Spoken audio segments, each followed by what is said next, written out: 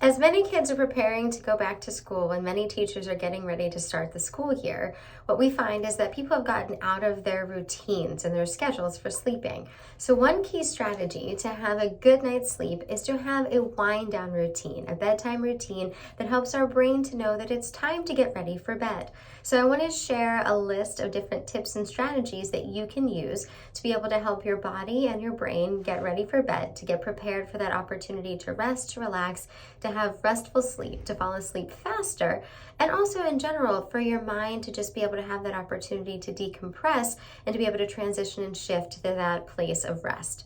We know that being able to decide on a set bedtime and sticking with that consistent schedule is a very key piece. When we're going to bed at the same time every night, our body and our minds are going to know when it's time to feel sleepy.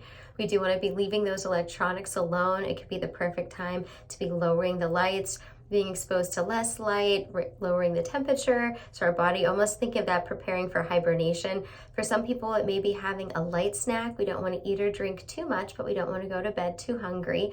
Listening to music. For many, it can be creating a pre-bed playlist that helps us to be able to unwind and helps our brains to become conditioned that this is a trigger, that it's time to fall asleep. For some, it could be doing some light reading, ideally with a book and not off of technology to reduce the light that we're taking in, doing some meditation apps, some mindfulness. For some people, doing some light stretching, some progressive muscle relaxation, deep breathing. For some folks, it can be even just making sure that they're balancing when they are taking in caffeine and having that be earlier in the day so their body is getting more prepared for nighttime. That reminder, it can take up to about 7 to 8 hours to metabolize the caffeine in 1 cup of coffee.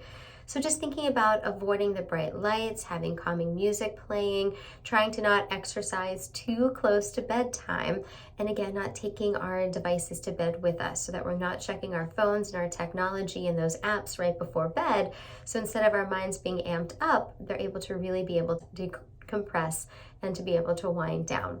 So lots of different strategies that we can apply to be able to get into that set schedule and that routine, picking 2 or 3 that we can be doing consistently so that we can be conditioning our body to have that clue that it's time to start to unwind, it's time to get ready for bed and to be able to rest and relax.